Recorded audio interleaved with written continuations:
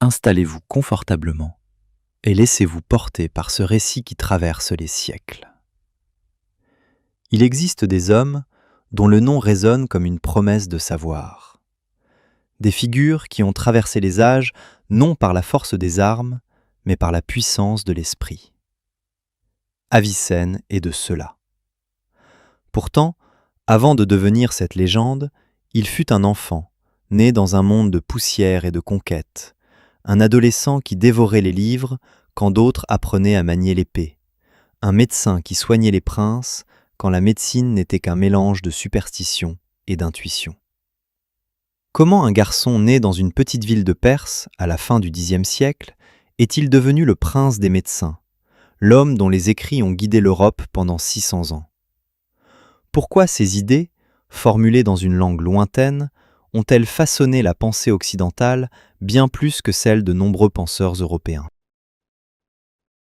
Qu'est-ce qui rend son œuvre si puissante qu'aujourd'hui encore, 1000 ans après sa mort, son nom est prononcé avec respect dans les universités du monde entier? L'histoire d'Avicenne n'est pas celle d'un génie solitaire. C'est celle d'un empire fracturé, d'une civilisation à son apogée, d'une époque où le savoir était la monnaie la plus précieuse et où les livres valaient parfois plus que l'or. C'est l'histoire d'un homme qui a tout perdu, tout reconstruit, et qui a laissé derrière lui un héritage si vaste qu'il dépasse les frontières de toute discipline. Mais c'est aussi l'histoire d'un paradoxe, car Avicenne, ce titan de la pensée, fut également un homme de chair, aux ambitions démesurées, aux erreurs tragiques, aux faiblesses très humaines. Avant qu'Avicenne ne naisse, le monde islamique était déjà en pleine effervescence intellectuelle. Bagdad brillait comme la capitale du savoir. La maison de la sagesse, cette bibliothèque légendaire, attirait les esprits les plus brillants de toutes les contrées. On y traduisait les œuvres grecques, persanes, indiennes. Aristote côtoyait Galien, Euclide dialoguait avec Ptolémée, et tout cela dans un bouillonnement de langues, d'idées, de débats passionnés.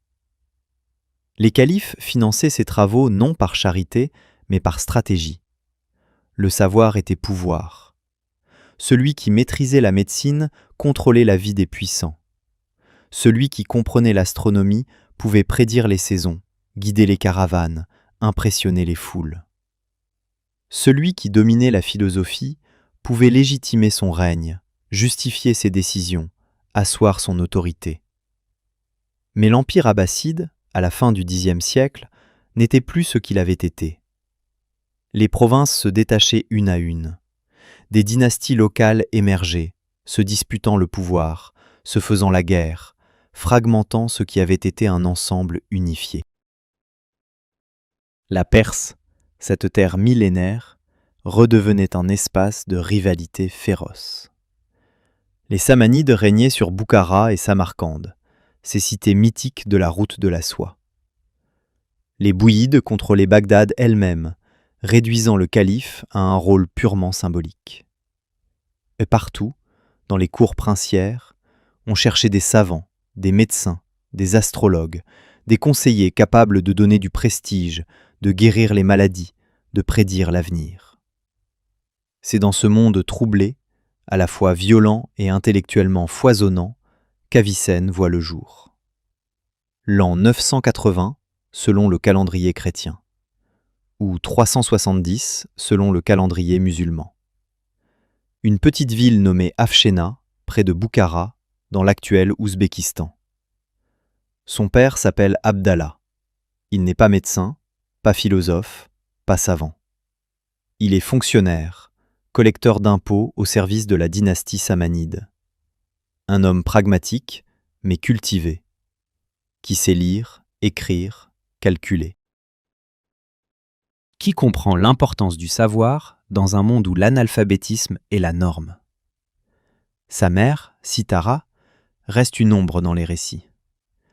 On sait peu de choses sur elle, sinon qu'elle a donné naissance à cet enfant extraordinaire et qu'elle a peut-être influencé ses premières années. La famille déménage rapidement à Boukhara, la capitale samanide, cette ville de briques cuites où les marchands venus de Chine croisent ceux venus de Byzance.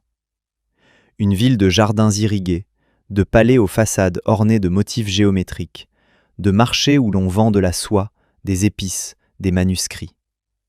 Une ville où l'on parle persan, arabe, turc, sogdien, où les religions coexistent, non sans tension, mais dans une certaine tolérance pragmatique. Musulmans, chrétiens nestoriens, zoroastriens, juifs, bouddhistes même, tous participent à cette vie urbaine grouillante. L'enfant Avicenne, que l'on appelle encore par son nom persan, Ibn Sina, montre très vite des capacités hors du commun. À 5 ans, il récite le Coran par cœur. Ce n'est pas exceptionnel dans une société où la mémorisation est la base de l'éducation, mais la vitesse à laquelle il apprend stupéfie ses maîtres. À 10 ans, il a déjà étudié la grammaire arabe, la littérature, le calcul, et commence à s'intéresser à la philosophie. Son père, voyant ce potentiel, fait venir des professeurs privés. L'un d'eux, un certain Al-Natili, introduit le jeune garçon à la logique d'Aristote et à la métaphysique. Mais rapidement, le maître est dépassé. L'élève pose des questions si profondes, si complexes, que le professeur ne sait plus quoi répondre. À 13 ans, Avicenne se tourne vers la médecine. Il étudie avec un médecin local, apprend les bases de l'anatomie, de la pharmacologie, des diagnostics. Mais là encore, il dévore les textes avec une rapidité déconcertante. Il lit Hippocrate, Galien, Dioscoride. Il ne se contente pas de mémoriser. Il questionne, critique, compare. Pourquoi telle plante guérit-elle telle maladie? Pourquoi tel traitement fonctionne-t-il parfois et échoue-t-il d'autres fois? Quelle est la nature de la fièvre? Comment le corps transforme-t-il la nourriture en sang, en chair, en énergie? À 16 ans, il soigne l'émir de Boukhara, Nour ibn Mansour. Le prince est gravement malade. Les médecins de la cour ont échoué. On fait appel à ce jeune prodige dont on commence à parler dans les cercles lettrés. Avicenne examine le patient, pose des questions précises, observe les symptômes, palpe, écoute, réfléchit. Il prescrit un traitement. L'émir guérit. En remerciement, Nour ibn Mansour ouvre au jeune homme les portes de la bibliothèque royale, une des plus riches de l'époque.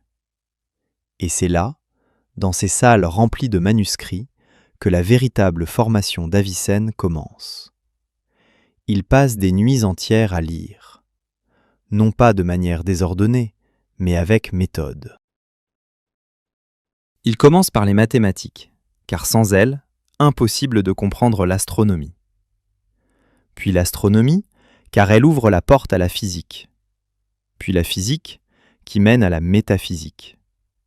Et parallèlement, il approfondit la médecine, la jurisprudence islamique, la théologie, la logique.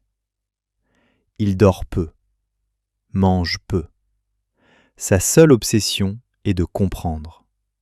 Comprendre le monde, la nature, l'âme, Dieu, la vie, la mort, tout.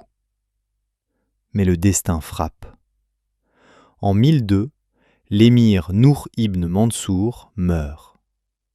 Son successeur n'a pas les mêmes dispositions envers les savants. Pire encore, la dynastie samanide est en train de s'effondrer. Les Turcs karakhanides attaquent depuis l'Est. Les Ghaznévides montent en puissance depuis l'Afghanistan. Boukhara, cette cité de savoir, devient un champ de bataille. Les bibliothèques brûlent. Les savants fuient. Avicenne a 22 ans. Il est déjà célèbre, mais il n'a plus de protecteur, plus de maison stable, plus de certitude. Commence alors une longue période d'errance. Une vie de voyages incessants, de cours en cours, de prince en prince. Avicenne devient ce qu'on appelle un savant itinérant. Il offre ses services à qui veut bien le payer, le protéger, le nourrir. Il va à Gurgange, capitale du Khwarezm, où il rencontre d'autres grands esprits, participe à des débats, écrit ses premiers ouvrages. Mais les tensions politiques le poussent à partir. Il se rend à Gorgane, sur les rives de la mer Caspienne, une région verte, humide, loin des déserts du centre. Là, il trouve un certain calme et commence à travailler sur un projet monumental. Car Avicenne, malgré son jeune âge, a une ambition démesurée. Il veut écrire une encyclopédie du savoir humain. Tout réunir. Médecine, philosophie, physique, métaphysique, logique, éthique, politique, astronomie, tout. Il commence par un ouvrage qu'il intitule Al-Qanun fi al-Tibb, le canon de la médecine. Un titre modeste pour un projet colossal. Ce livre n'est pas un simple manuel. C'est une synthèse de tout ce qui a été écrit sur la médecine depuis Hippocrate, augmenté de ses propres observations, de ses propres théories, de sa propre expérience clinique. Le canon est organisé en 5 livres. Le premier traite des principes généraux de la médecine, de l'anatomie, de la physiologie. Le deuxième aborde les remèdes simples, les plantes, les minéraux, les substances animales utilisées en pharmacologie. Le troisième décrit les maladies spécifiques de chaque organe, de la tête aux pieds. Le quatrième se concentre sur les maladies générales, les fièvres, les infections, les chirurgies. Le cinquième est consacré à la pharmacopée composée, les médicaments complexes, les antidotes, les poisons. Chaque section est subdivisée, organisée avec une rigueur presque géométrique. Chaque affirmation est justifiée, soit par une référence aux auteurs antérieurs, soit par une observation personnelle, soit par une déduction logique. Mais ce qui rend le canon vraiment révolutionnaire, ce n'est pas seulement son exhaustivité, c'est sa méthode. Avicenne ne se contente pas de compiler, il critique, il compare les sources, il teste les hypothèses, il décrit des expériences. Il introduit l'idée que la médecine doit être basée sur des preuves, pas seulement sur des traditions ou des intuitions. Il explique comment conduire des essais cliniques, comment isoler les facteurs, comment observer objectivement. Il décrit la contagion des maladies bien avant que la théorie des germes ne soit formulée. Il parle de quarantaine, d'isolement, de prévention. Il identifie des maladies comme la tuberculose, le diabète, la méningite, avec une précision qui étonne les historiens modernes. Il ne travaille pas seul. Il a des assistants, des copistes, des disciples. L'un d'eux, Al-Jujani, devient son compagnon le plus fidèle. C'est lui qui, plus tard, écrira la biographie d'Avicenne, racontera ses nuits blanches, ses excès, ses erreurs, ses triomphes. C'est grâce à lui que nous connaissons une partie de la vie intime du maître, que nous savons qu'Avicenne aimait le vin, malgré les interdits religieux, et menait une vie personnelle intense, qu'il était orgueilleux, impatient, parfois cruel avec ceux qu'il jugeait stupides, mais aussi généreux, capable de soigner gratuitement les pauvres, de passer des heures à enseigner à un élève prometteur. Après Gorgane, Avicenne part pour Ré, près de l'actuel Téhéran. Là, il sert le prince Majd al-Dawla, un souverain de la dynastie bouyide. Mais Ré est une ville instable, menacée par les invasions, ravagée par les intrigues de cour. Avicenne doit à nouveau fuir. Il se dirige vers Hamadan, dans l'ouest de la Perse. Le prince local, Shams al-Dawla, l'accueille et en fait son vizir, son premier ministre. Avicenne accepte. Non seulement il est médecin et philosophe, mais il devient maintenant homme d'État. Il gère les finances, rend la justice, conseille le prince sur les questions militaires et diplomatiques. Mais cette position de pouvoir attire la jalousie. Les autres courtisans, les militaires, les religieux conservateurs, tous voient d'un mauvais œil ce savant trop confiant, trop brillant, trop influent.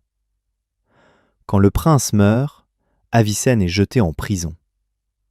Pendant 4 mois, il est enfermé dans une forteresse, dans des conditions difficiles. Mais même là, il ne cesse pas de travailler. Il écrit. Il compose des poèmes, des traités philosophiques, des lettres. Il ne se laisse pas briser par l'adversité. Finalement, il est libéré. Mais Hamadan n'est plus sûr. Il part secrètement, déguisé, accompagné de son frère et de quelques fidèles. Il voyage de nuit, évite les routes principales, traverse des déserts et des montagnes. Destination : Ispahan, la capitale du prince Ala al-Daoula, un souverain éclairé, amateur de science et de philosophie. C'est là qu'Avicenne passera les dernières années de sa vie. Et c'est là qu'il achèvera ses œuvres majeures. Ispahan est une ville magnifique. Des jardins irrigués, des palais élégants, des mosquées aux dômes turquoises, des marchés animés. Le prince Ala al-Daoula traite Avicenne avec respect et générosité. Il lui donne une maison, des serviteurs, un salaire confortable. Il lui laisse le temps d'écrire, de réfléchir, d'enseigner. Avicenne organise des séances d'enseignement, rassemble des étudiants, débat avec d'autres savants. Il écrit des commentaires sur Aristote, des traités de logique, des œuvres de métaphysique. Il travaille sur son second grand livre, le Kitab al-Shifa, le livre de la guérison. Le titre est trompeur. Ce n'est pas un livre de médecine. C'est une encyclopédie philosophique, une tentative de synthétiser tout le savoir philosophique et scientifique de l'époque. Divisé en 4 grandes sections, logique, physique, mathématiques, métaphysique, le Shifa est un monument de la pensée humaine. Plus de 20 volumes dans certaines éditions, des milliers de pages, une œuvre qui couvre la nature du temps, de l'espace, de la matière, de l'âme, de Dieu, de la connaissance, de la perception, de la causalité. Dans le Shifa, Avicenne développe des idées qui vont influencer toute la philosophie médiévale. Il propose une preuve de l'existence de Dieu basée sur la distinction entre l'essence et l'existence. Il explique que tout ce qui existe a reçu son existence d'une cause extérieure, sauf Dieu, qui est l'être nécessaire, celui dont l'essence implique l'existence. Cette idée, formulée avec une précision mathématique, sera reprise par Thomas d'Aquin, par Duns Scotus, par presque tous les grands théologiens chrétiens du Moyen Âge. Il parle aussi de l'âme, pas comme une substance mystique, mais comme une forme liée au corps. Il distingue l'âme végétative, qui gère les fonctions de base comme la nutrition et la croissance, l'âme animale, qui gère les sensations et les émotions, et l'âme rationnelle, propre à l'homme, capable de pensée abstraite, de raisonnement, de connaissance universelle. Cette âme rationnelle, selon Avicenne, est immortelle. Elle survit à la mort du corps, car elle n'est pas matérielle. Elle n'a pas besoin des organes physiques pour exister. Elle peut contempler les vérités éternelles, les formes platoniciennes, les essences divines. Mais Avicenne va plus loin. Il imagine une expérience de pensée devenue célèbre sous le nom de l'homme volant. Imaginez, dit-il, un homme créé instantanément en plein vol, les yeux fermés, les membres écartés, sans contact avec le monde extérieur. Cet homme n'a aucune sensation. Il ne voit rien, n'entend rien, ne touche rien. Pourtant, il sait qu'il existe. Il a conscience de lui-même. Cette conscience de soi, cette certitude de l'existence, ne dépend donc pas des sens, ne dépend pas du corps. Elle est une propriété de l'âme elle-même. Cet argument, formulé 600 ans avant Descartes et son fameux « je pense, donc je suis », montre à quel point Avicenne a anticipé les grandes questions de la philosophie moderne. Mais toute cette activité intellectuelle a un prix. Avicenne mène une vie intense, parfois excessive. Il dort peu, travaille tard dans la nuit, enchaîne les consultations médicales le jour, les séances d'écriture le soir, les débats philosophiques la nuit. Il boit du vin pour se détendre, pour stimuler son esprit, dit-il. Il a des relations avec des femmes, malgré les normes sociales de l'époque. Il est conscient de sa propre valeur, parfois arrogant, souvent impatient avec ceux qu'il considère comme intellectuellement inférieurs. Et puis, la guerre revient. Le prince Ala al-Dawla est attaqué par les Ghaznavides. Ispahan est assiégé. Avicenne accompagne le prince dans ses campagnes militaires. Il n'est pas soldat, mais il est conseiller, médecin de l'armée, diplomate. Il voyage avec les troupes, soigne les blessés, négocie avec les ennemis. C'est une vie épuisante. Les nuits sous la tente, les longues marches dans le désert, les batailles sanglantes, tout cela use son corps déjà affaibli par des années de travail acharné et d'excès.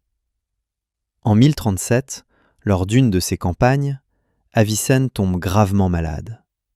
Une colique intestinale, probablement. Peut-être un ulcère perforé, peut-être une infection grave. Il tente de se soigner lui-même, prescrit des remèdes, des purges, des infusions. Mais rien n'y fait. Son état empire. Il sait qu'il va mourir. Il le dit à ses proches. Il met ses affaires en ordre, dicte ses dernières volontés, distribue ses biens aux pauvres. Il passe ses derniers jours à réciter le Coran, à méditer, à préparer son âme pour ce qu'il a toujours considéré comme le véritable voyage. Il meurt en juin 1037 dans la ville de Hamadan, où il avait été vizir des années auparavant. Il a 57 ans. Une vie courte selon nos standards modernes, mais extraordinairement riche. Il laisse derrière lui environ 250 ouvrages, certains courts, d'autres monumentaux, certains en arabe, d'autres en persan. Des traités de médecine, de philosophie, de logique, de mathématiques, d'astronomie, de musique, de poésie même. Un héritage si vaste qu'aucun homme seul ne pourrait le lire en une vie. Mais ce qui est remarquable, ce n'est pas seulement la quantité, c'est l'influence. Car Avicenne, mort en Perse au XIe siècle, va devenir une figure centrale de la pensée européenne. Comment est-ce possible ? Comment un homme écrivant en arabe et en persan, dans un monde islamique en pleine fragmentation, a-t-il pu influencer l'Europe chrétienne ? La réponse se trouve dans une série de traductions. Au XIIe siècle, l'Europe commence à redécouvrir le savoir antique. Les croisades ont ouvert des routes, créé des contacts, des échanges. En Espagne, à Tolède, reconquise par les chrétiens, une école de traduction se met en place. Des savants juifs, chrétiens, musulmans travaillent ensemble pour traduire les textes arabes en latin. Et parmi ces textes, le canon d'Avicenne occupe une place de choix. Gérard de Crémone, un traducteur italien, passe des années à traduire le canon. C'est un travail titanesque. Le texte est dense, technique, rempli de termes médicaux que le latin médiéval ne possède pas encore. Il faut inventer des mots, adapter des concepts, clarifier des passages obscurs. Mais finalement, en 1180 environ, la traduction est achevée. Et elle se répand comme une traînée de poudre. Les universités européennes naissantes adoptent le canon comme manuel de référence. À Paris, à Bologne, à Montpellier, à Oxford, partout où l'on enseigne la médecine, le canon d'Avicenne devient le texte de base. Les étudiants le lisent, le mémorisent, le commentent. Les professeurs l'enseignent. Pendant 600 ans, jusqu'au XVIIe siècle, le canon reste le livre de médecine le plus utilisé en Europe. Plus que Galien, plus qu'Hippocrate. Avicenne devient Avicenna en latin, et son nom résonne dans toutes les facultés. Mais pourquoi un tel succès ? Qu'est-ce qui rend le canon si supérieur aux autres textes médicaux de l'époque ? D'abord, son organisation.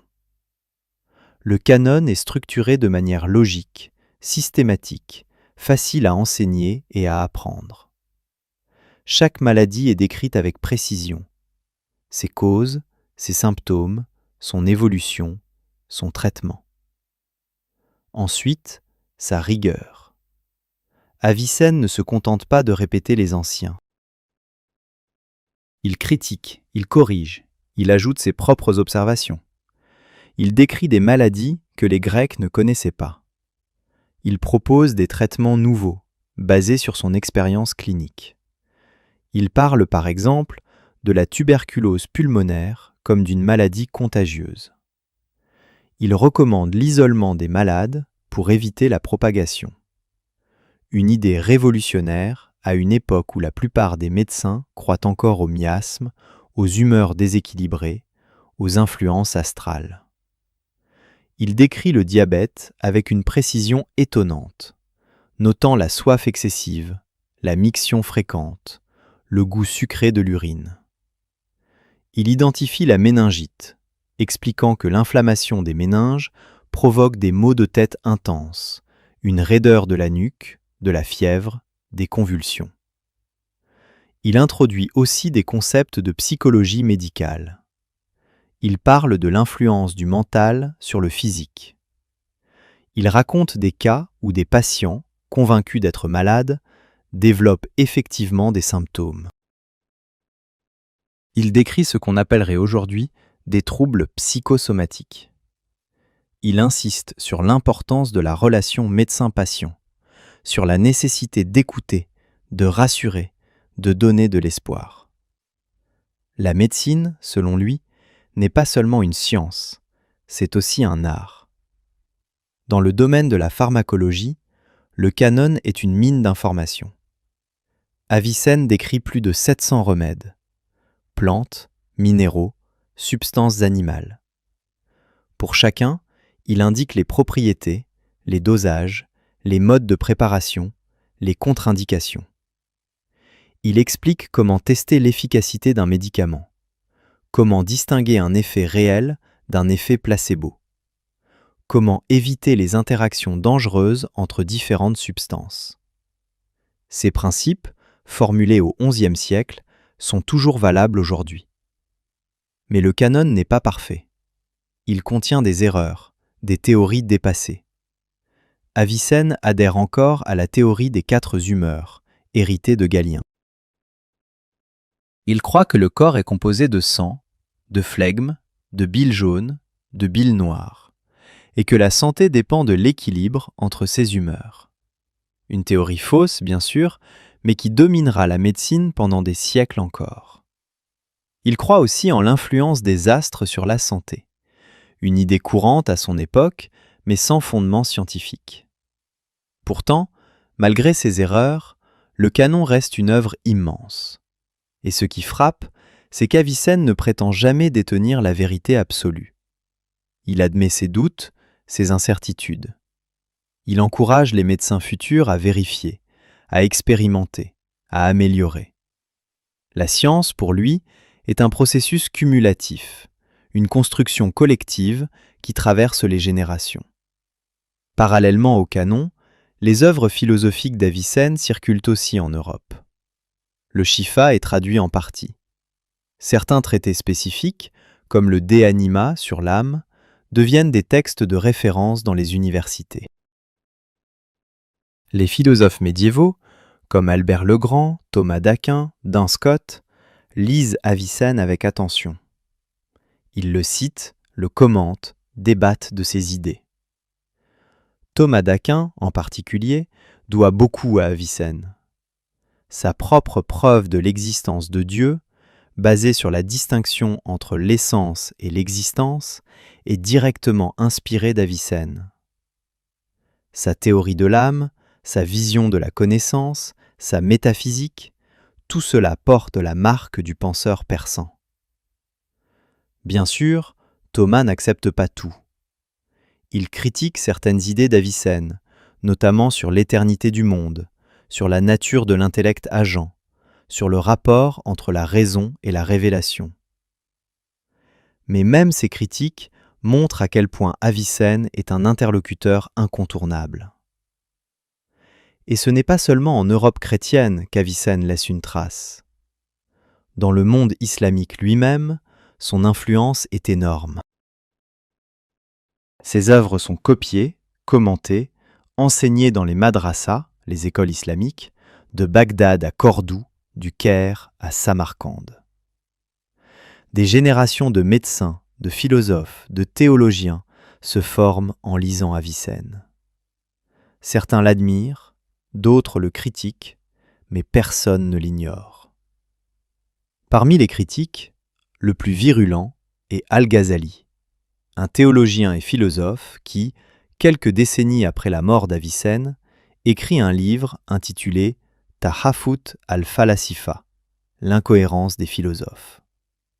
Dans ce livre, Al-Ghazali attaque les philosophes rationalistes, et Avicenne en particulier. Il les accuse de s'écarter de l'orthodoxie islamique, de privilégier la raison au détriment de la foi, de nier certains dogmes fondamentaux comme la résurrection des corps, la connaissance divine des événements particuliers, la création ex nihilo. Pour Al-Ghazali, les philosophes sont dangereux. Ils minent les fondements de la religion, égarent les croyants, sèment le doute. Cette critique a un impact profond. Elle marque le début d'un déclin de la philosophie rationaliste dans certaines parties du monde islamique. Les autorités religieuses deviennent méfiantes envers les philosophes. Les livres d'Avicenne, bien que toujours lus, sont parfois censurés, parfois brûlés. Le débat entre raison et foi, entre philosophie et théologie, entre Avicenne et Al-Ghazali, devient un des grands clivages intellectuels du monde islamique médiéval. Pourtant, Avicenne continue d'être étudié. En Perse, en particulier, il devient une figure nationale. Les Persans sont fiers de cet homme qui, bien qu'écrivant principalement en arabe, est l'un des leurs. Ils le célèbrent dans leurs poèmes, leurs histoires, leurs traditions. Des mausolées sont construits à Hamadan, où il est enterré. Des pèlerins viennent se recueillir sur sa tombe, demander sa bénédiction, honorer sa mémoire. Au fil des siècles, la figure d'Avicenne se transforme. Il devient un symbole. Symbole du savoir, de la raison, de l'excellence intellectuelle. Mais aussi symbole d'un âge d'or perdu, d'une époque où le monde islamique était à la pointe de la science et de la philosophie. Les historiens débattent de cette notion d'âge d'or. Était-ce vraiment un âge d'or? Pour qui? Les femmes avaient-elles accès au savoir? Les esclaves? Les paysans? Ou était-ce seulement un âge d'or pour une élite masculine, urbaine, lettrée? Les questions sont légitimes. Avicenne lui-même était un produit de cette élite. Il a bénéficié de privilèges, d'opportunités que la plupart de ses contemporains n'avaient pas. Son génie est indéniable, mais il ne faut pas oublier les structures qui ont rendu ce génie possible. Les bibliothèques financées par les princes, les traducteurs qui ont préservé les textes grecs, les marchands qui ont transporté les livres le long de la route de la soie, les copistes qui ont reproduit les manuscrits, les élèves qui ont transmis les enseignements. Le savoir n'est jamais l'œuvre d'un seul homme. C'est toujours une entreprise collective. Mais revenons à l'homme lui-même.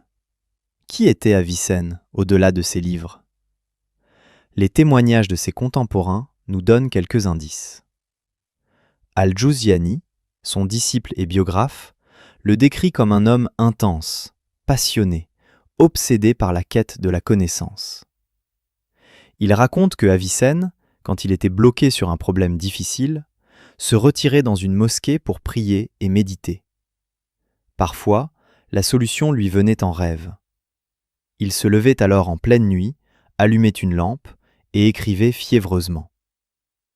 D'autres témoignages le décrivent comme un homme fier, conscient de sa supériorité intellectuelle, peu patient avec les esprits moins brillants. Des anecdotes racontent ses disputes avec d'autres savants, ses réparties cinglantes, son mépris pour les charlatans et les imposteurs. Mais il pouvait aussi être généreux, enseignant gratuitement à ceux qui montraient du potentiel, soignant les pauvres, sans demander de paiement, partageant ses repas avec ses disciples. Il aimait la poésie. Il a écrit des poèmes en persan et en arabe, certains sur des thèmes philosophiques, d'autres sur l'amour, la nature, la vie. Ces poèmes montrent un autre aspect de sa personnalité, plus sensible, plus contemplatif. L'un de ses poèmes les plus célèbres décrit l'âme comme un oiseau en cage, prisonnière du corps, aspirant à la liberté, à l'union avec le divin. Une métaphore platonicienne, mais exprimée avec une émotion sincère. Il aimait aussi la musique. Il a écrit un traité sur la théorie musicale, expliquant les intervalles, les modes, les rythmes. Pour lui, la musique n'était pas seulement un divertissement, c'était une science, une branche des mathématiques, liée à l'harmonie cosmique. Les Grecs avaient parlé de la musique des sphères, l'idée que les mouvements des planètes produisent une harmonie inaudible aux oreilles humaines, mais perceptible par l'âme. Avicenne reprend cette idée, la développe, l'intègre dans sa vision globale du cosmos. Et puis il y a ses excès. Son goût pour les plaisirs terrestres, bien documenté. Al-Juzjani raconte que Avicenne disait boire pour stimuler son esprit, pour se détendre après des journées épuisantes. Mais il reconnaît aussi que cela a affaibli sa santé, contribué à sa mort prématurée. Dans une société où l'alcool est interdit par la loi religieuse, cette habitude était scandaleuse. Certains de ses contemporains l'ont critiqué pour cela, l'ont accusé d'hypocrisie, de faiblesse morale. D'autres ont été plus indulgents, voyant en lui un homme imparfait, mais dont les contributions au savoir compensaient largement ses défauts personnels. Ses relations avec les femmes sont moins bien documentées.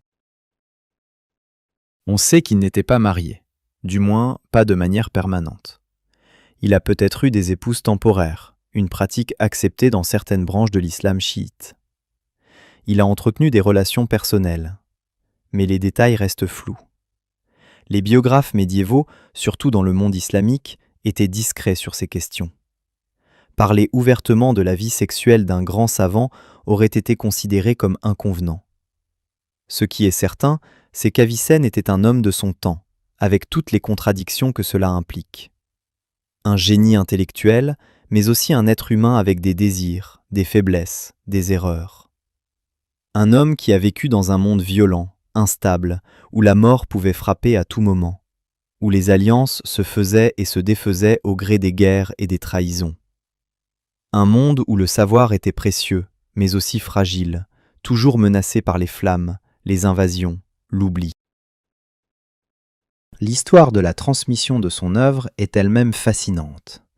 Les manuscrits du Canon et du Shifa ont été copiés des centaines de fois. Chaque copie était un travail long et difficile. Les copistes devaient recopier chaque mot à la main, à la plume, sur du parchemin ou du papier. Les erreurs étaient inévitables.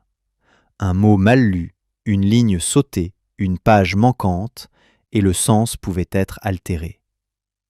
Au fil des siècles, les textes se sont fragmentés, diversifiés, multipliés en versions légèrement différentes. Quand les traducteurs européens ont commencé à travailler sur ces textes, ils ont dû faire face à ces variations. Quelle version choisir ? Comment interpréter les passages obscurs ? Comment rendre en latin des concepts qui n'avaient pas d'équivalent direct ? Le travail de traduction était aussi un travail d'interprétation, de recréation. En un sens, chaque traduction était une nouvelle œuvre, influencée par les préoccupations, les connaissances, les limitations de son époque. À la Renaissance, avec l'invention de l'imprimerie, les textes d'Avicenne sont imprimés. Le Canon est un des premiers livres médicaux à être imprimé en 1473 à Strasbourg. Cette édition permet une diffusion encore plus large. Les médecins de toute l'Europe peuvent désormais posséder une copie du Canon, l'étudier, le consulter. Mais la Renaissance est aussi l'époque où commence une critique plus systématique des autorités anciennes. Les anatomistes, comme Vézal, dissèquent des cadavres humains et découvrent que certaines descriptions de Galien, et donc d'Avicenne, sont inexactes. Les médecins commencent à remettre en question la théorie des humeurs, à chercher de nouvelles explications.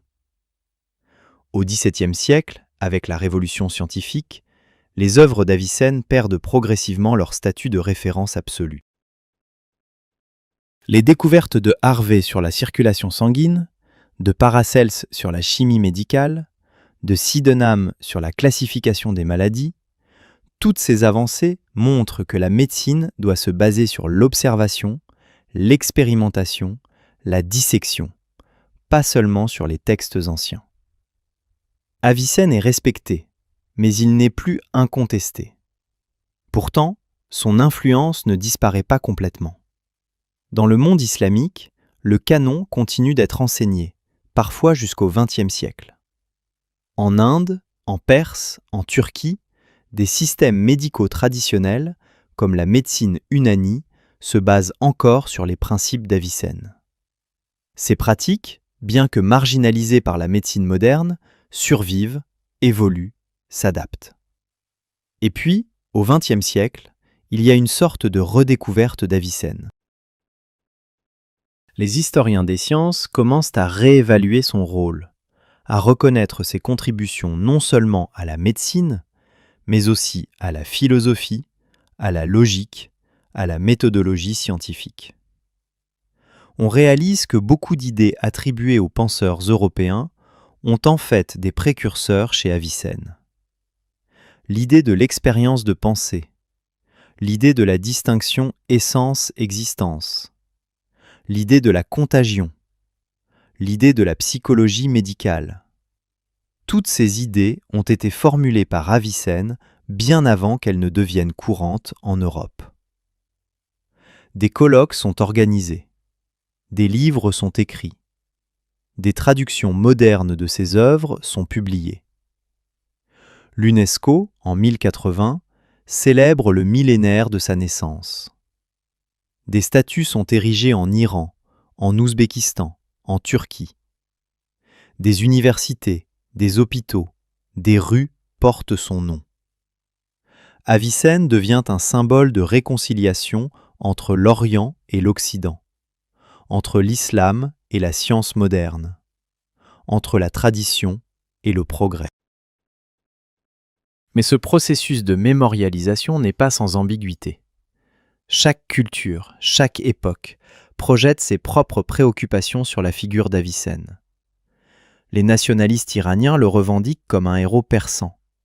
Les panislamistes le célèbrent comme un grand penseur musulman. Les défenseurs de la laïcité le présentent comme un rationaliste opposé au dogmatisme religieux. Les croyants le voient comme un musulman pieux dont la science était au service de la foi. Toutes ces interprétations contiennent une part de vérité, mais aucune ne rend compte de la complexité de l'homme. Car Avicenne était persan et musulman, rationaliste et croyant, scientifique et mystique. Il ne se laisse pas enfermer dans une seule identité, une seule tradition, une seule interprétation. Et c'est peut-être cela, finalement, qui explique sa persistance dans la mémoire humaine. Il est multiple, contradictoire, insaisissable, comme le savoir lui-même.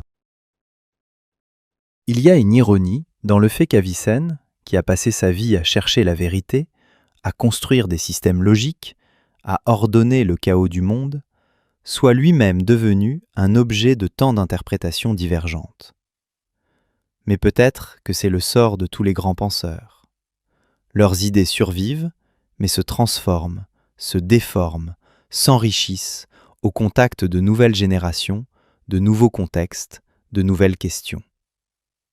Aujourd'hui, en 1000 ans après sa mort, que reste-t-il vraiment d'Avicenne ? Ses livres, bien sûr, conservés dans des bibliothèques, étudiés par des spécialistes. Ses idées, intégrées dans l'histoire de la philosophie, de la médecine, de la science. Son nom, connu de millions de personnes, même si beaucoup ne savent pas exactement qui il était, ni ce qu'il a fait. Et puis, plus subtilement, une certaine attitude intellectuelle. l'idée que le savoir est universel, qu'il traverse les frontières, les langues, les religions. L'idée que la raison humaine, bien utilisée, peut comprendre le monde, améliorer la vie, guérir les maladies, résoudre les problèmes.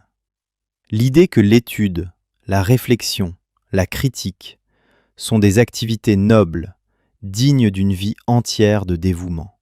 Ces idées peuvent sembler évidentes aujourd'hui, mais elles ne l'étaient pas à l'époque d'Avicenne, et elles ne le sont toujours pas partout. Dans un monde où l'obscurantisme, le dogmatisme, le rejet de la science, l'ignorance volontaire ressurgissent régulièrement, l'exemple d'Avicenne reste pertinent. Il nous rappelle que la connaissance est fragile, qu'elle doit être protégée, transmise, enrichie, génération après génération, que le progrès intellectuel n'est jamais garanti, qu'il peut être interrompu, inversé, perdu. L'histoire du déclin scientifique dans certaines parties du monde islamique après l'âge d'or est souvent racontée de manière simpliste. On dit que les invasions mongoles ont détruit les bibliothèques, que le dogmatisme religieux a étouffé la libre pensée, que le colonialisme européen a marginalisé les traditions intellectuelles locales. Tout cela est vrai, en partie, mais la réalité est plus complexe. Le déclin n'a pas été uniforme. Certaines régions ont continué à produire des savants brillants pendant des siècles. Certaines traditions intellectuelles ont survécu, se sont adaptées, ont influencé d'autres cultures. Et puis, il faut aussi reconnaître que l'Europe elle-même a connu des périodes de déclin intellectuel. Le haut Moyen-Âge européen, parfois appelé l'âge sombre, était une période de régression par rapport à l'Antiquité. Les bibliothèques avaient été détruites, les textes perdus, le savoir fragmenté. C'est en grande partie grâce aux traductions arabes que l'Europe a pu redécouvrir Aristote, Galien, Ptolémée. En un sens, le monde islamique a servi de pont, préservant et enrichissant le savoir antique, le transmettant ensuite à l'Europe. Avicenne est un maillon crucial de cette chaîne.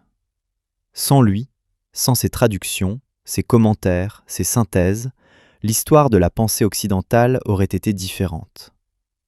Peut-être pas radicalement différente, mais différente quand même. Les idées circulent, se rencontrent, se mélangent, produisent de nouvelles idées. Rien n'est isolé, tout est connecté. C'est une leçon importante à une époque de repli identitaire, de nationalisme, de cloisonnement culturel. Le génie humain n'appartient à aucune civilisation en particulier. Il est le produit de rencontres, d'échanges, de curiosité, d'ouverture. Avicenne a lu les Grecs, les Indiens, les Persans. Il a écrit en arabe, langue universelle du savoir à son époque. Ses œuvres ont été traduites en latin, en hébreu, en persan, en turc, diffusées dans des régions qui n'avaient jamais entendu parler de Boukhara ou d'Ispahan. Et aujourd'hui, on peut lire Avicenne en anglais, en français, en allemand, en chinois, en japonais, dans presque toutes les langues du monde. Cette universalité du savoir, cette capacité à transcender les barrières, est peut-être l'héritage le plus important d'Avicenne. Plus que ses théories médicales, dont beaucoup sont dépassées. Plus que ses arguments philosophiques, dont certains sont contestables. C'est l'idée même de la possibilité d'un savoir universel, accessible à tous, indépendant des dogmes, des traditions, des autorités. Un savoir basé sur l'observation, la raison, l'expérience, la critique. Bien sûr, Avicenne n'a pas inventé cette idée. Elle vient des Grecs, d'Aristote en particulier. Mais Avicenne l'a transmise, l'a enrichie, l'a adaptée à un nouveau contexte culturel. Et en faisant cela, il a permis qu'elle survive, qu'elle se propage, qu'elle influence des générations futures. Il est aussi intéressant de noter les limites de son influence. Certaines de ses idées n'ont jamais vraiment été acceptées. Sa théorie de l'intellect agent, par exemple, une entité cosmique qui illumine l'esprit humain et lui permet de comprendre les vérités universelles, a toujours été controversé. Les philosophes européens l'ont rejeté ou modifié. Sa vision de l'éternité du monde, l'idée que le cosmos n'a pas eu de commencement dans le temps, a été condamnée par les autorités religieuses, musulmanes et chrétiennes. Sa conception de la résurrection, purement spirituelle et non corporelle, a choqué les orthodoxes. Ces rejets montrent qu'Avicenne n'a pas été accepté aveuglément. Il a été lu, débattu, critiqué, adapté. Et c'est exactement ce qu'il aurait voulu. Car pour lui, le savoir n'était pas une doctrine figée, mais un processus dynamique, une conversation à travers le temps. Chaque génération doit relire les anciens, vérifier leurs affirmations, corriger leurs erreurs, ajouter de nouvelles connaissances. C'est ainsi que le savoir progresse. Mais le progrès du savoir a un coût. Chaque nouvelle découverte rend une partie des connaissances antérieures obsolètes. Chaque nouvelle théorie remplace une ancienne. Avicenne lui-même a rendu obsolètes certaines théories de Galien. Et les médecins des siècles suivants ont rendu obsolètes certaines théories d'Avicenne. C'est le cycle naturel de la science. Et pourtant, les textes restent, les idées restent. Même dépassées, elles gardent une valeur historique, pédagogique, philosophique. Elles nous montrent comment les humains ont pensé, comment ils ont essayé de comprendre le monde, comment ils ont progressé, erré, recommencé. Il y a quelque chose de profondément humain dans la figure d'Avicenne. Un homme qui a cherché toute sa vie la vérité, qui a travaillé jusqu'à l'épuisement, qui a pris des risques, qui a fui des guerres, qui a servi des princes, qui a été emprisonné, qui a écrit dans des conditions difficiles, qui a aimé, bu, vécu intensément. Un homme qui, au moment de mourir, savait qu'il laissait derrière lui une œuvre immense, mais aussi qu'il n'avait pas tout compris, qu'il restait tant de mystères, tant de questions sans réponse. Dans ses derniers jours, alors qu'il savait sa fin proche, Avicenne aurait dit à ses disciples « J'ai fait tout ce que j'ai pu. Le reste appartient à Dieu. » Une phrase simple, mais lourde de sens. Elle montre l'humilité de cet homme souvent décrit comme arrogant. Elle montre sa foi, malgré ses doutes philosophiques. Elle montre sa conscience des limites humaines. Nous ne pouvons pas tout savoir. Nous ne pouvons pas tout contrôler. Nous faisons de notre mieux, et ensuite, nous acceptons l'inconnu. Cette acceptation de l'inconnu est peut-être la leçon finale d'Avicenne. Pas une leçon explicite, pas quelque chose qu'il a écrit dans un traité, mais quelque chose qui ressort de sa vie entière. La quête du savoir est noble, nécessaire, enrichissante. Mais elle ne doit pas nous faire oublier que nous sommes humains, limités, mortels. Que le monde est vaste, complexe, mystérieux. Que la science, la philosophie, la raison sont des outils puissants, mais pas omnipotents. Avicenne a vécu dans un monde où la religion et la raison coexistaient, parfois en harmonie, parfois en tension. Il a essayé de les réconcilier, de montrer que la foi et l'intellect ne sont pas opposés, qu'ils peuvent se renforcer mutuellement. Cette tentative a été admirée par certains, rejetée par d'autres. Le débat continue aujourd'hui. Peut-on être à la fois croyant et scientifique ? Peut-on accepter la révélation et pratiquer la critique rationnelle ? Avicenne pensait que oui. D'autres pensent que non. La question reste ouverte. Ce qui est sûr, c'est que l'héritage d'Avicenne dépasse ces débats. Il a contribué à la médecine, à la philosophie, à la logique, à la psychologie, à la pharmacologie, à l'astronomie, à la musique. Il a été un pont entre les civilisations, un transmetteur de savoir, un innovateur, un critique, un enseignant. Il a formé des disciples qui ont formé d'autres disciples, créant une chaîne ininterrompue de transmission qui s'étend jusqu'à nous. Et puis, il y a les anecdotes, les petites histoires qui humanisent le grand homme. Comme cette fois où, jeune médecin, il a diagnostiqué un cas de love sickness, une maladie d'amour. Un prince était malade, dépérissé, et aucun médecin ne trouvait la cause. Avicenne a pris le pouls du patient tout en faisant réciter par un assistant une liste de noms de quartiers de la ville. À un certain nom, le pouls s'est accéléré. Puis il a fait réciter les noms de rues de ce quartier. Même réaction à un nom précis. Puis les noms des maisons de cette rue. Et enfin, les noms des personnes habitant une certaine maison. Le pouls a trahi le secret. Le prince était amoureux d'une femme de cette maison, mais n'osait pas le dire. Avicenne a conseillé un mariage et le prince a guéri. Cette histoire, vraie ou non, illustre l'approche d'Avicenne. Observation minutieuse, déduction logique, prise en compte des facteurs psychologiques.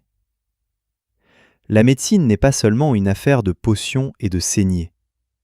C'est aussi une affaire de compréhension humaine, d'écoute, de perspicacité. Les bons médecins, disait Avicenne, sont aussi un peu psychologues, un peu philosophes, un peu détectives.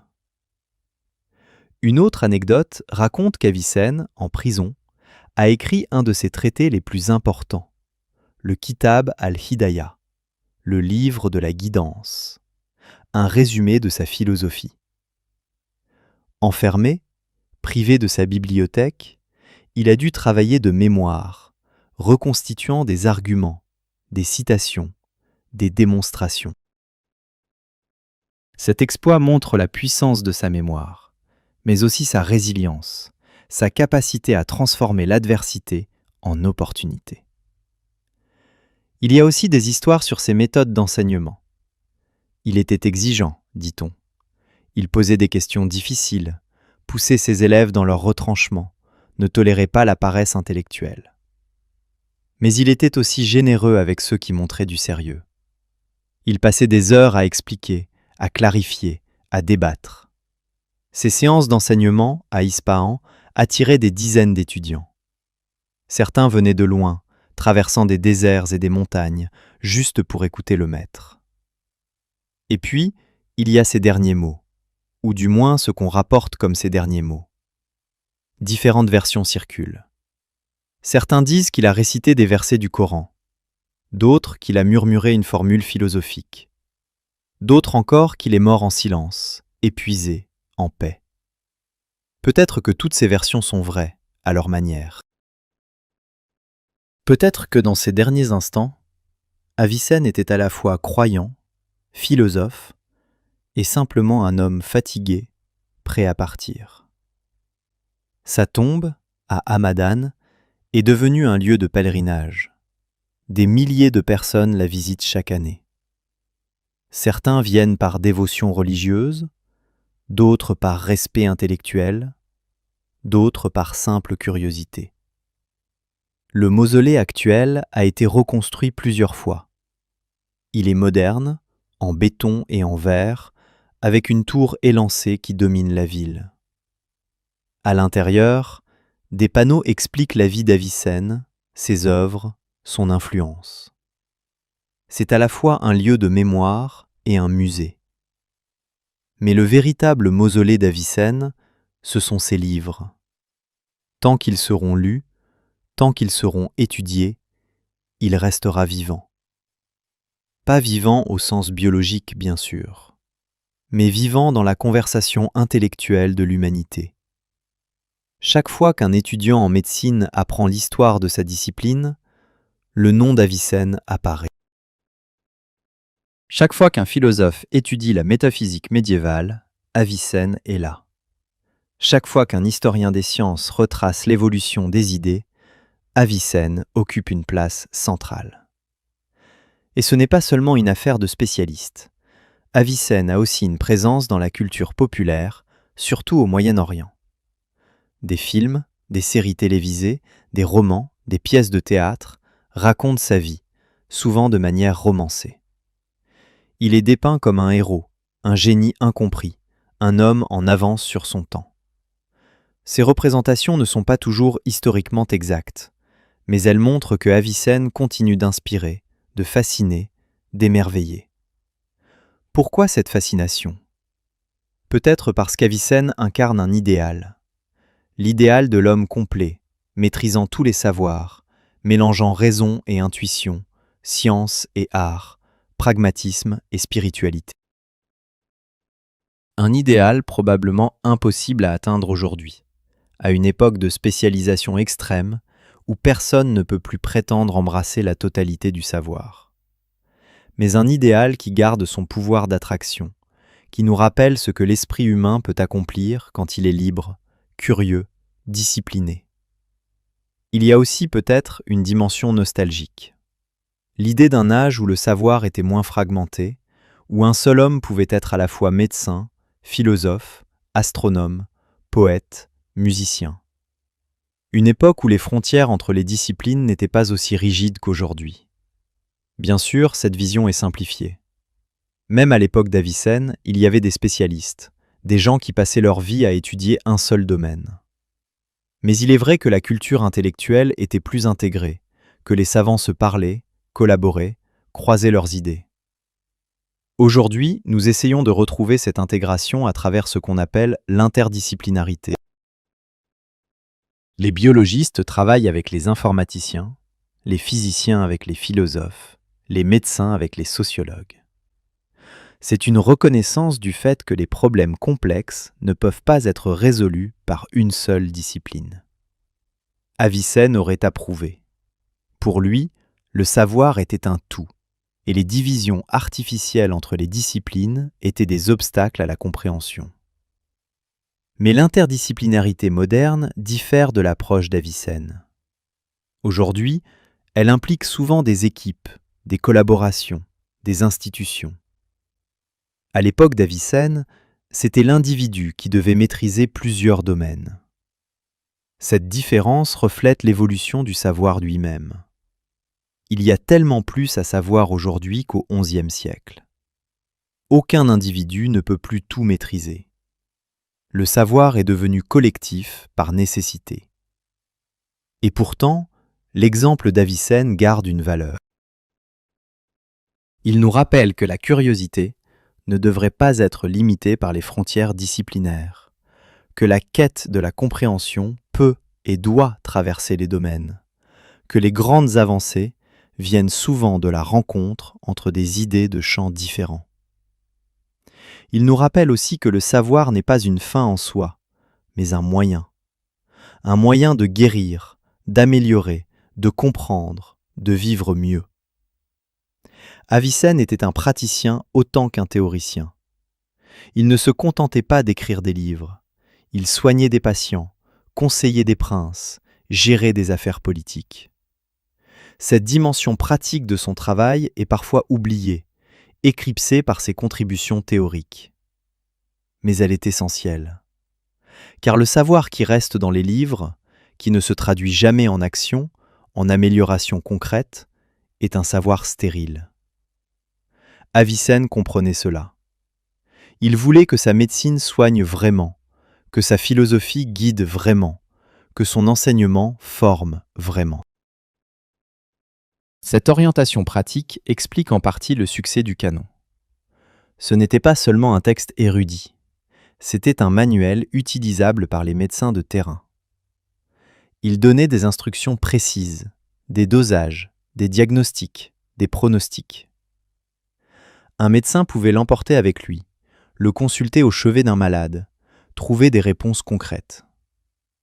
Cette utilisabilité a fait du canon un best-seller médiéval, reproduit, traduit, étudié dans toutes les facultés de médecine pendant des siècles. Mais l'aspect pratique avait aussi ses limites. En voulant être exhaustif, en voulant couvrir tous les cas possibles, le canon est devenu énorme, parfois répétitif, parfois confus. Les médecins se plaignaient de sa longueur, de sa complexité. Des résumés ont été faits, des extraits publiés, des commentaires ajoutés pour clarifier.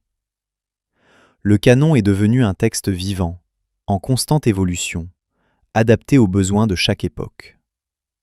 Ce processus d'adaptation est fascinant. Il montre que les textes ne sont pas des objets figés, mais des entités dynamiques, qui changent au fil du temps, qui sont réinterprétés, réécrits, réinventés. Le canon que lisaient les médecins à Montpellier au XIIIe siècle n'était pas exactement le même que celui qu'avait écrit Avicenne. Il avait été traduit, commenté, abrégé, enrichi d'exemples locaux, adapté aux pratiques médicales européennes. Et c'est ainsi que le savoir progresse, par cette circulation, cette transformation, cette appropriation. Avicenne aurait-il été heureux de savoir que son livre serait ainsi transformé ? Probablement. Car il n'était pas dogmatique. Il ne prétendait pas avoir écrit le dernier mot sur la médecine. Il encourageait ses lecteurs à critiquer, à améliorer, à continuer le travail.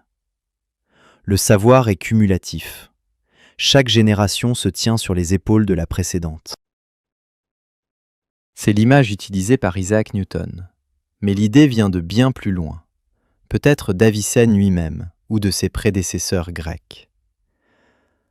Aujourd'hui, à l'ère de l'intelligence artificielle et de la médecine génomique, Avicenne peut sembler lointain.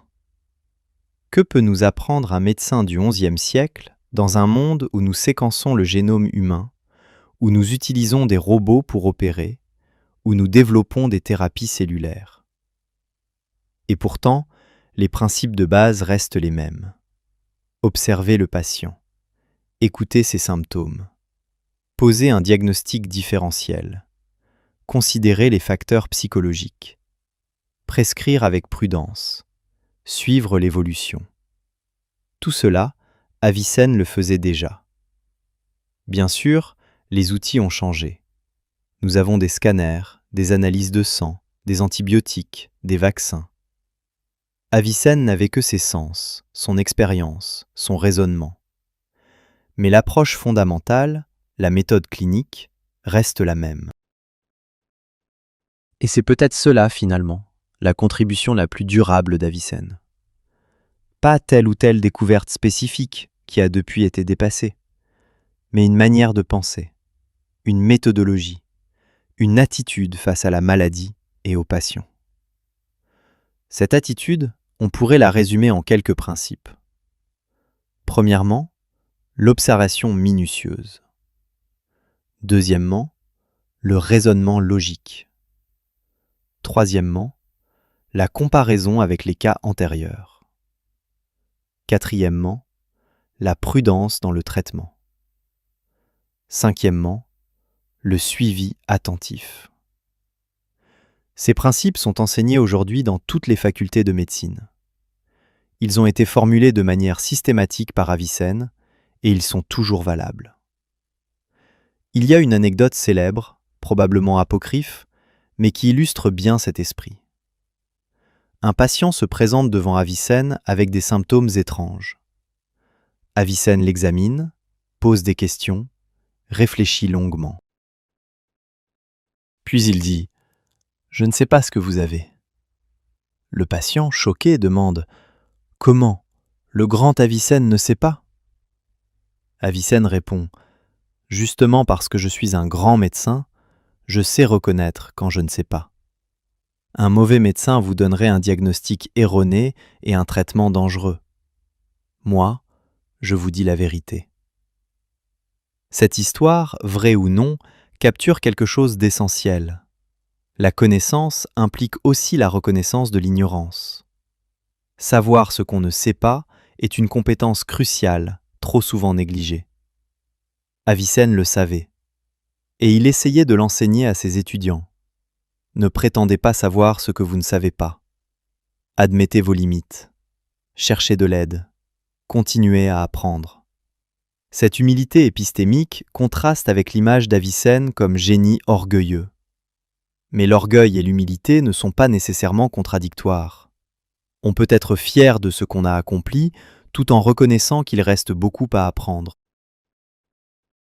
On peut avoir confiance en ses capacités tout en admettant qu'on n'est pas infaillible. Avicenne était les deux, confiant en son génie, conscient de ses limites. Et puis, il y a sa vie personnelle, ses erreurs, ses faiblesses, le vin, les femmes, les excès. Ces aspects sont souvent minimisés ou excusés par les admirateurs d'Avicenne. Mais ils sont importants. Ils nous rappellent qu'Avicenne était humain, qu'il n'était pas un saint, pas un prophète, pas un être surhumain.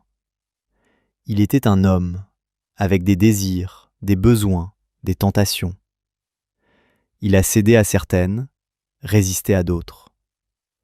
Il a payé le prix de ses excès, probablement. Sa mort prématurée, à 57 ans, est souvent attribuée en partie à son mode de vie intense. Faut-il le juger pour cela? Certains le font. Ils voient dans ses excès une faille morale, une hypocrisie, un manquement aux principes islamiques. D'autres sont plus indulgents. Ils voient un homme qui a vécu pleinement, qui a goûté à tout ce que la vie offrait, qui n'a pas refusé les plaisirs terrestres tout en cherchant les vérités célestes. Il n'y a pas de réponse simple. Chacun juge selon ses propres valeurs. Ce qui est certain, c'est qu'Avicenne ne cachait pas ses faiblesses. Il ne prétendait pas être parfait. Il savait qu'il buvait trop, qu'il travaillait trop, qu'il se détruisait lentement. Mais il ne pouvait pas s'arrêter. Peut-être était-ce une forme d'addiction, pas seulement au vin, mais au savoir, au travail, à l'intensité. Peut-être qu'il préférait une vie courte et brillante à une vie longue et médiocre. C'est un choix que certains peuvent comprendre, d'autres non. Il y a quelque chose de tragique dans cette figure. Un homme qui a tout donné, qui a produit une œuvre immense, mais qui est mort relativement jeune, épuisé, malade. Un homme qui a connu la gloire et la prison, l'admiration et la jalousie, le confort et la fuite. Un homme qui a voyagé d'une cour à l'autre, toujours en quête de stabilité, ne la trouvant jamais vraiment. Un homme qui a écrit sur l'âme immortelle, sur la vie éternelle, mais qui a souffert dans son corps mortel. Cette dimension tragique rend Avicenne encore plus fascinant.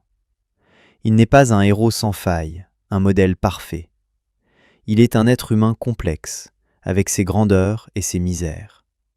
Et c'est peut-être pour cela que son histoire résonne encore aujourd'hui. Nous nous reconnaissons en lui. Nous comprenons ses ambitions, ses échecs, ses doutes, ses triomphes. Il est à la fois extraordinaire et ordinaire. Extraordinaire par son génie, ordinaire par ses faiblesses. Et puis, il y a les questions qui restent sans réponse. Qu'aurait fait Avicenne avec les outils modernes? Qu'aurait-il découvert s'il avait eu accès à un microscope, à un ordinateur, à des bases de données? Aurait-il révolutionné la médecine encore plus? Ou aurait-il été submergé par la quantité d'informations disponibles? Ces questions sont spéculatives, bien sûr, mais elles sont amusantes à considérer. Elles nous rappellent que le génie ne dépend pas seulement de l'individu, mais aussi des outils, des ressources, du contexte. Avicenne a fait des merveilles avec ce qu'il avait, des manuscrits, des observations, son esprit. Imaginez ce qu'il aurait pu faire avec plus. Ou peut-être pas. Peut-être que les contraintes stimulent la créativité. Peut-être que l'abondance d'informations paralyse. C'est un débat ouvert. Ce qui est sûr, c'est qu'Avicenne a maximisé son potentiel dans son contexte. Et c'est tout ce qu'on peut demander à quelqu'un. Il y a aussi la question de son héritage politique. Avicenne a été vizir, conseiller de prince, impliqué dans les intrigues de cour. Mais on parle peu de cet aspect de sa vie. Peut-être parce qu'il n'a pas été un grand homme politique. Peut-être parce que ses contributions politiques ont été éclipsées par ses contributions intellectuelles. Ou peut-être parce que les sources sont rares. Les chroniques médiévales mentionnent ses fonctions, mais ne détaillent pas ses actions, ses décisions, ses politiques. Ce silence est dommage. Il aurait été intéressant de savoir comment Avicenne conciliait sa philosophie avec la pratique politique. Comment appliquait-il ses principes éthiques dans un monde de pouvoir, de violence, de compromis? Était-il un vizir juste, équitable, efficace? Ou était-il plutôt un penseur mal à l'aise dans l'arène politique? Les témoignages sont ambigus. Certains disent qu'il était compétent, d'autres qu'il était trop intellectuel, pas assez pragmatique. Peut-être que la vérité est entre les deux. Avicenne était brillant, mais pas forcément un leader né. Il pouvait analyser les problèmes, proposer des solutions, mais peut-être qu'il manquait du charisme, de la patience, de la diplomatie nécessaire pour naviguer les complexités de la cour. C'est une hypothèse. Nous ne saurons jamais vraiment. Ce que nous savons, c'est qu'il a préféré finalement se concentrer sur ce qu'il faisait de mieux: penser, écrire, enseigner. Après ses expériences politiques tumultueuses à Hamadan, après son emprisonnement, il semble avoir choisi une vie plus tranquille à Ispahan, se consacrant à ses œuvres. C'était peut-être un choix sage. Tout le monde n'est pas fait pour le pouvoir. Et l'histoire nous montre que les grands penseurs font rarement de grands dirigeants. Il y a des exceptions, bien sûr. Marc Aurèle, l'empereur philosophe de Rome, Akbar, l'empereur moghol éclairé, quelques autres. Mais ils sont rares. Le plus souvent, des qualités qui font un grand penseur, l'introspection, la réflexion, le doute, sont différentes de celles qui font un grand dirigeant. La décision rapide, la confiance, l'action. Avicenne avait les premières, peut-être pas les secondes. Mais cela n'enlève rien à sa grandeur. Chacun contribue selon ses talents. Avicenne a contribué par son esprit, ses écrits, son enseignement. C'est déjà immense. On ne peut pas tout demander à un seul homme. Il a fait ce qu'il pouvait, et il l'a fait extraordinairement bien. Alors, que retenir finalement d'Avicenne? Un génie, certainement. Un pont entre les civilisations, assurément. Un homme complexe, sans doute. Mais aussi, et peut-être surtout, un exemple de ce que l'esprit humain peut accomplir quand il est libre de chercher, de questionner, d'explorer. Un exemple de curiosité insatiable, de travail acharné, de dévouement au savoir. Dans un monde où le savoir est parfois dévalorisé, où l'anti-intellectualisme monte, où les faits sont remis en question, où la science est attaquée, l'exemple d'Avicenne est un rappel. Un rappel que le savoir a de la valeur, qu'il mérite d'être poursuivi, protégé, transmis.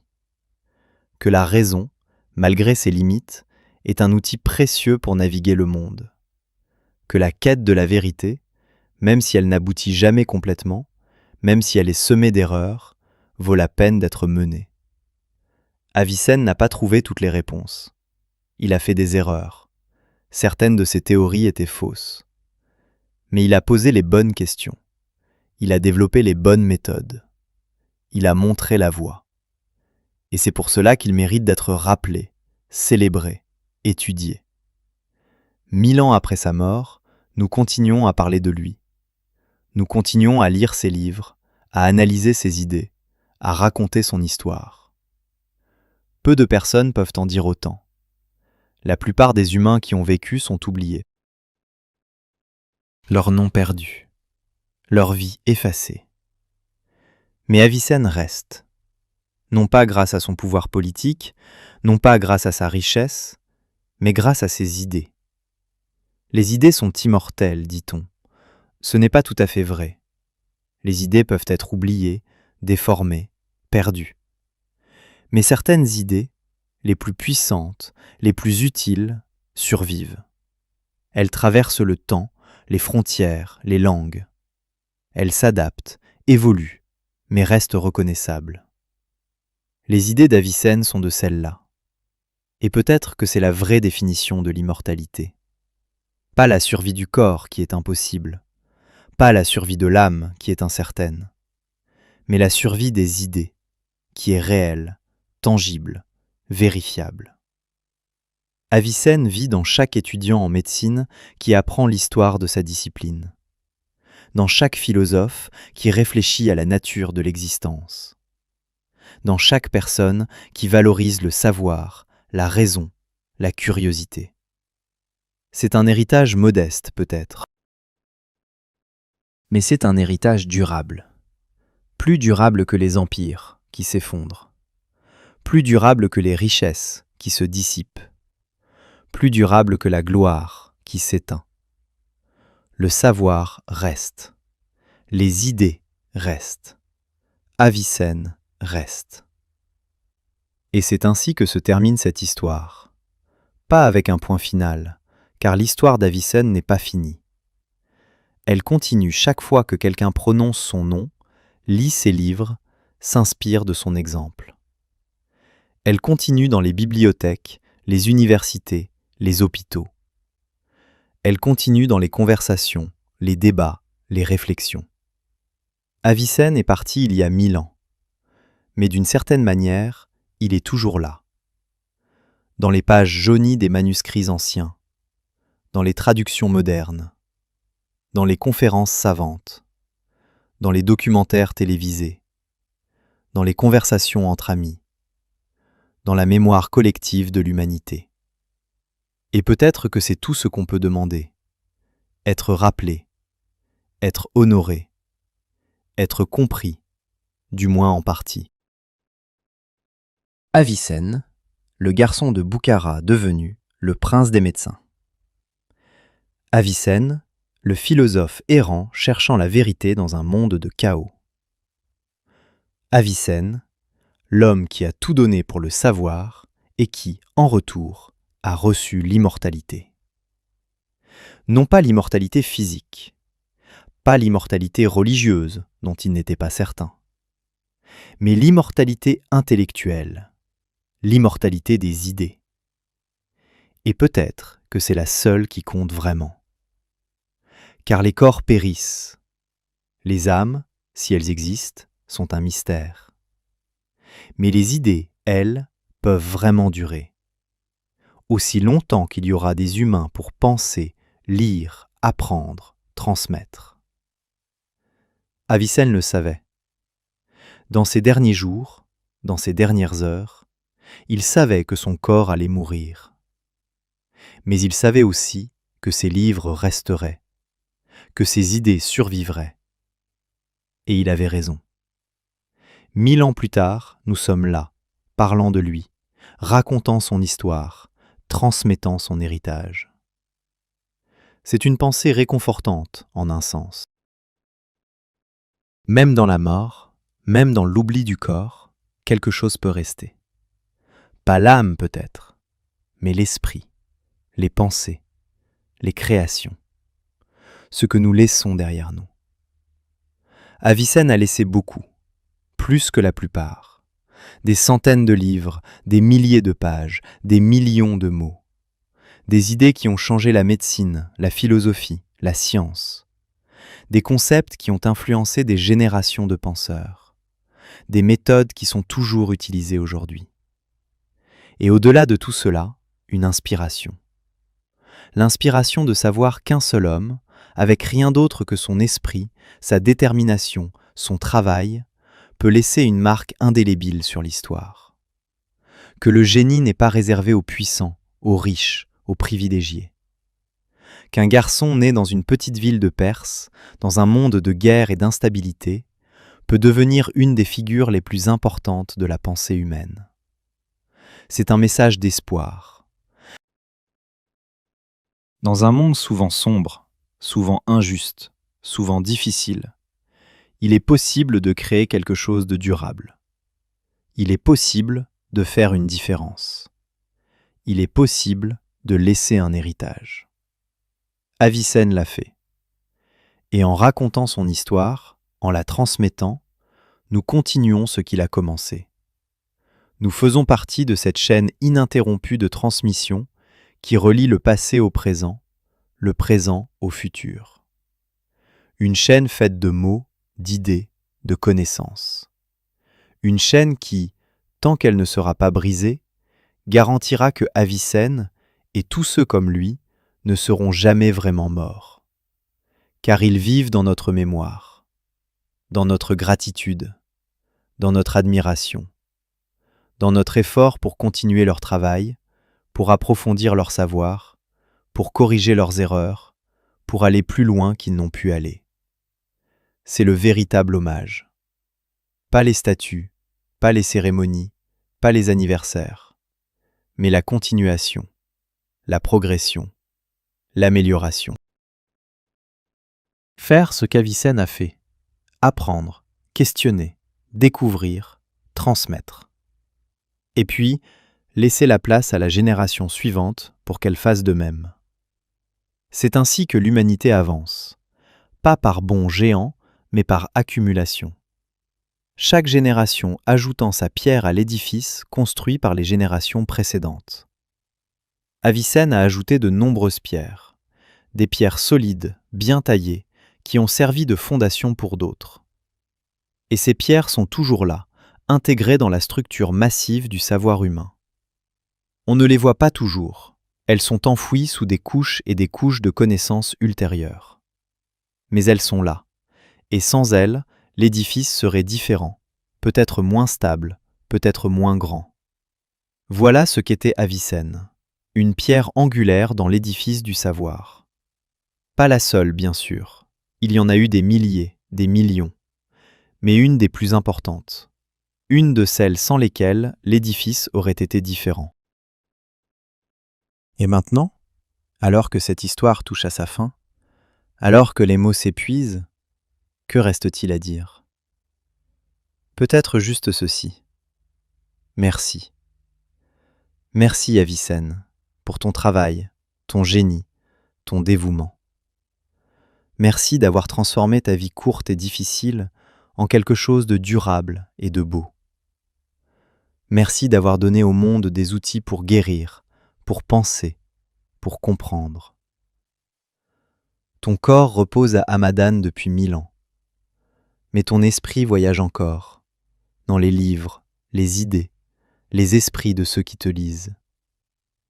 Et tant qu'il y aura des gens pour chercher la vérité, pour valoriser le savoir, pour admirer l'intelligence et la persévérance, tu resteras vivant. C'est une forme d'immortalité imparfaite, incomplète, mais c'est la seule qui existe vraiment. Et pour Avicenne, elle suffit, plus que suffisant. Car 1000 ans plus tard, nous sommes encore là, racontant son histoire, admirant son œuvre, nous inspirant de son exemple. Et peut-être que dans 1000 ans, d'autres feront de même. Peut-être qu'ils raconteront encore l'histoire du garçon de Boukhara, qui est devenu le prince des médecins. Peut-être que ses livres seront encore lus, ses idées encore discutées, son nom encore prononcé avec respect. C'est tout ce qu'on peut espérer.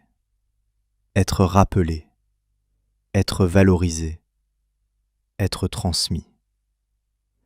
Avicenne a obtenu cela, et il l'a mérité. Alors reposons-le maintenant, dans sa tombe à Hamadan, sous la terre perse qu'il aimait. Laissons son corps en paix. Mais gardons son esprit vivant, dans notre mémoire, dans nos réflexions, dans notre quête continue du savoir. Car c'est ainsi qu'on honore les grands, non pas en les pleurant, mais en continuant ce qu'ils ont commencé, non pas en les sanctifiant, mais en les comprenant, avec leur grandeur et leur faiblesse, non pas en les figeant dans le passé, mais en les intégrant dans le présent, dans notre propre chemin vers la compréhension. Avicenne est mort, mais Avicenne vit, dans chaque médecin qui soigne avec soin,